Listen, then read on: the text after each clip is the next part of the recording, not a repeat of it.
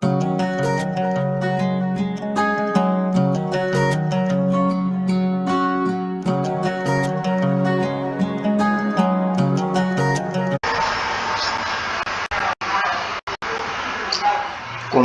એક્ઝામની તૈયારી કરતા મિત્રો માટે આપણે અહીંયા ઘડિયાળને લગતા રિઝનિંગના પ્રશ્નો જોઈશું, જેમાં ઘડિયાળને લગતા પ્રશ્નો માટેના અમુક સામાન્ય નિયમો અહીંયા તમને આપવામાં આવેલા છે. સૌ પ્રથમ નિયમ છે 1 કલાકમાં મિનિટ કાંટો 360 અંશ ફરે છે. 1 કલાકમાં કલાક કાંટો 30 અંશ ફરે છે.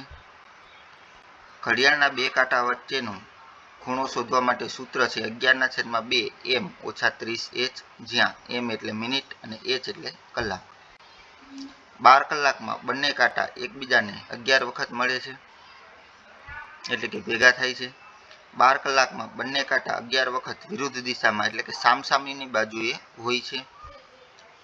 12 કલાકમાં બંને કાંટા એકબીજાથી 22 વખત કાટખૂણે એટલે કે 90 અંશનો ખૂણો બનાવે છે. તો આ તેના માટેના સામાન્ય નિયમો હતા. હવે આપણે આગળ પ્રશ્ન નંબર 8 એટલે કે ભાગ 8 અહીંયા જોઈશું. એક ઘડિયાળમાં મિનિટ કાંટો 1 કલાક અને 10 મિનિટ ફરે છે, તો તે કેટલા અંશ ફરશે?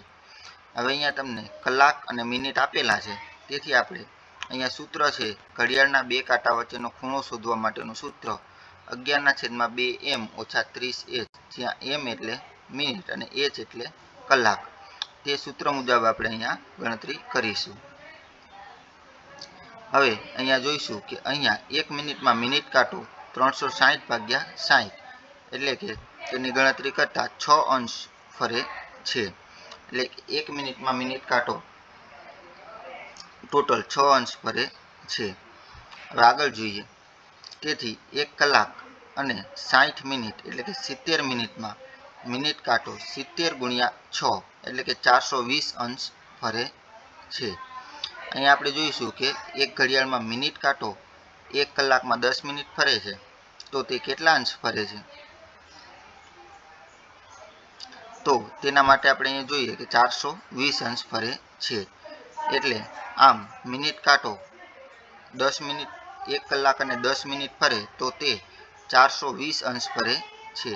આપણે અહીંયા આગળ જોઈએ ગયા કે આખું ચક્કર ફરે ત્યારે મિનિટ કાંટો 360 અંશ ફરે અને તેના પછીની 10 મિનિટ ફરે એટલે બીજા આપણે 60 અંશ ફરે છે. આમ કુલ 420 અંશ ફરશે. એટલે આપણો જવાબ છે 420 અંશ.